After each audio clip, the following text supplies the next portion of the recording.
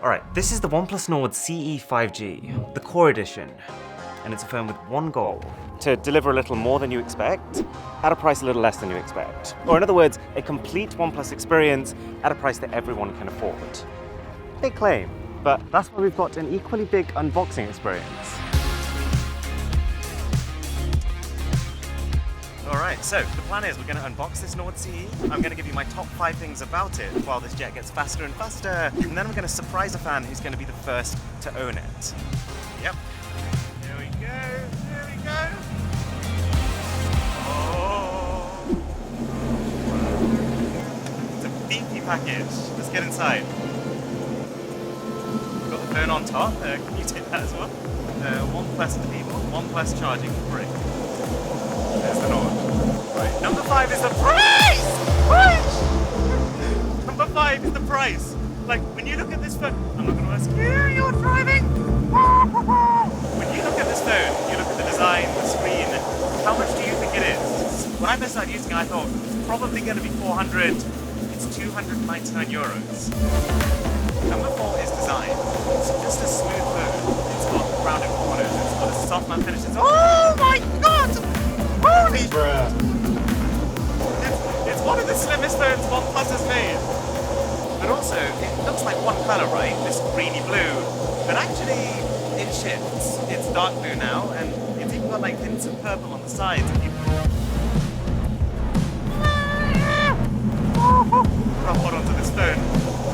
And remember how I said that it would be a little more than you expected? It's also got a headphone jack.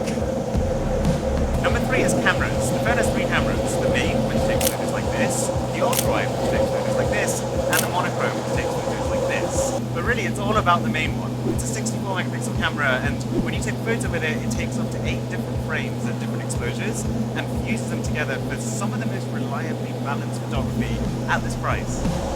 Bloody hell! We're going straight up! Oh my god! This is unreal! But in my opinion, what's more impressive is the power.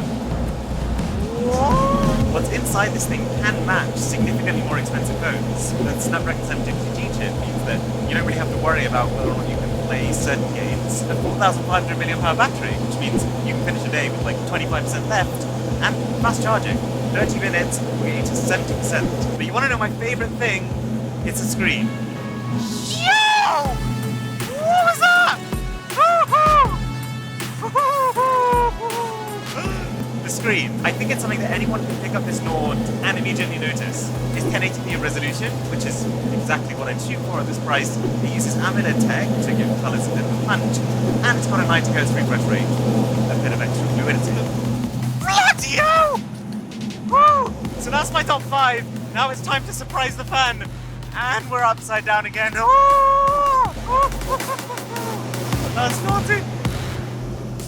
That was completely next level. I can't even feel my legs anymore. Thank you. Well done, fella. See ya. Cheers. Oh, I have to deliver a phone to a community member. Can I borrow your car? Sure. Try not to bend it though. Can't promise. Cheers. See ya. Nice car, Mark.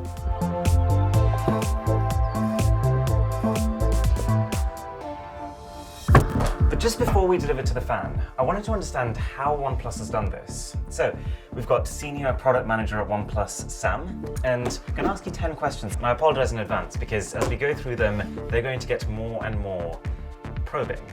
I'm ready, let's do it. So, this is a blue phone, but you also make red phones, you make white phones. So something I've always been wondering is, like, when you're in the boardroom designing them, how do you pick what colour? Yeah, it's a great question. And first of all, it's not really a boardroom, more like a kind of laboratory setting with hundreds, maybe thousands of prototype phones, all with different back panels. Maybe more phones than we have in this room. You sure? And for this Nord, it's kind of simple. We wanted to bring the blue color through, so keeping it quite simple to have a very high yield rate, which is important at this price point. So you have to think about yield. So when you try more complex finishes, more of them fail in production. 100%, yeah. So keeping it quite simple, especially at this kind of quite cheap price point. So in your eyes, as someone who's kind of, built this phone, what would you say the best feature is? What's its biggest achievement? I think on a phone like Nord CE, it's about that day-to-day experience, which for the consumer is kind of well-rounded. You don't want anything stand out and then anything to be pretty poor. And you do see that a lot in the kind of mid-range category. And so with Nord CE, we kind of really see it as the kind of gold standard of the mid-range because it is so well-rounded. So the way you see it, the best phones, they don't specialize. I think so, yeah. So one of the things that I'm finding as I'm testing more and more advanced phones is that I'm having to find really creative ways to show the differences between mid-range and flagship.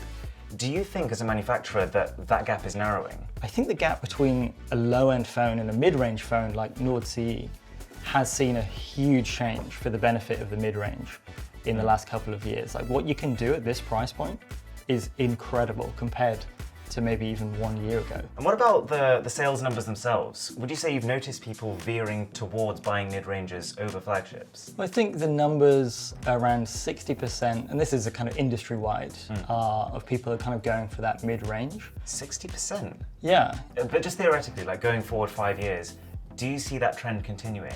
So you said that 60% of people now own mid-range phones. Do you think that could be 80? So 5 years is a long time in the tech industry. And I think that kind of great components, they are getting more affordable for the kind of day-to-day user. And so I think we will see this trend continue. Now we're in the kind of world of 5G, and pretty soon on millimeter wave 5G, and we have tested this. It's going to be faster to kind of ping a satellite than it is to access the internal memory on the SoC. So it's faster to go into the atmosphere and down with a decision or the feedback than it would be to travel a couple of millimeters on the phone. Changes everything. Kind of think how much that will change your day-to-day life on your phone. Cloud storage, cloud computing, cloud gaming, cloud everything. Yeah, I think we won't give too much away today, but we're looking into a lot of cool tech. So something else that's been on my mind recently is, I've heard a lot of companies talk about IP ratings to protect against water and dust, but at the same time, there's a lot of companies who launch phones without IP ratings, and they say, oh, but don't worry, it's still splash-proof. The question is an IP rating pointless? Or at least, do people overstate how important it is? I don't think it's pointless. It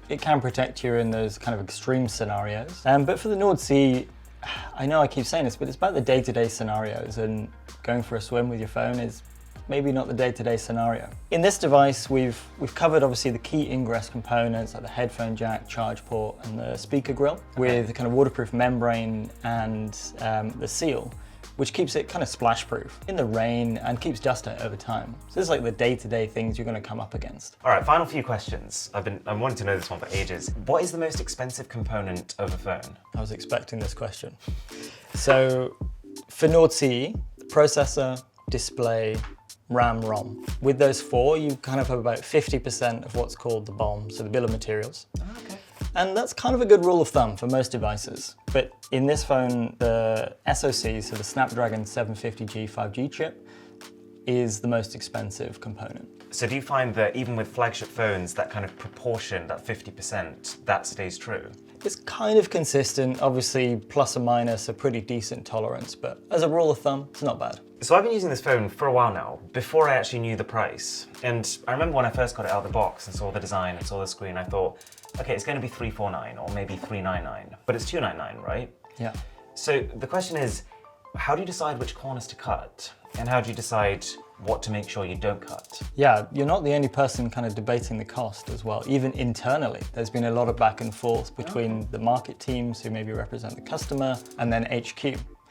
And we've kind of ended up at $299, probably on the side of the customer. So we think it's a really great deal. And internally, we're calling it that kind of mid-range killer. Mid-range killer. Catchy, hey? And so when you think about cutting corners, we usually start kind of the other end of the equation. We'll start with the end consumer. We'll look at how they use their device daily over a period of its life, so 2 to 3 years. And then we'll go shopping for the componentry that is going to be able to create something to achieve that experience. And so with OnePlus Nord CE, you've got obviously 5G, you've got the Snapdragon chipset, warp charging, 90 Hertz display. All of that together, we think will deliver this kind of phenomenal day-to-day experience that people can kind of accept. So you see it less like starting with a flagship and taking things away, more like starting at base zero and adding what the person needs. Exactly, yeah. On a similar note though, I'm super curious about someone, this is a big question. How is it that a €299 phone has a headphone jack, but a €1,000 flagship doesn't? It's not really about cost, it's about options. At this price point, people want versatility, they want options, but at the kind of higher end price point, A lot of those people, pretty much all of them, will have a set of Bluetooth earphones that they use. And so for Nord CE, it's just about the versatility. All right, thank you so much for this, Sam. It's been so interesting. Back to the car.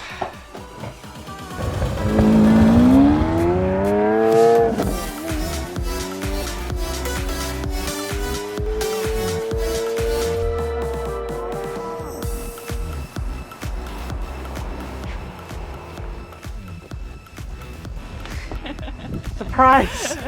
Oh my god, you're alright. You are the first owner of a OnePlus Nord CE 5G. How do you feel? That's amazing. Thank you. Let's get a photo together. I do not do this every day. Amazing. How do you feel? So excited, I'm just so nervous. It's crazy, isn't it? Check out the link in my description for all info about the phone, including an early access sale if you want to be the first to own the CE. Well, second at least. Thanks for watching. My name is Aaron. This is Mr. Who's the Boss. And I'll catch you in the next one.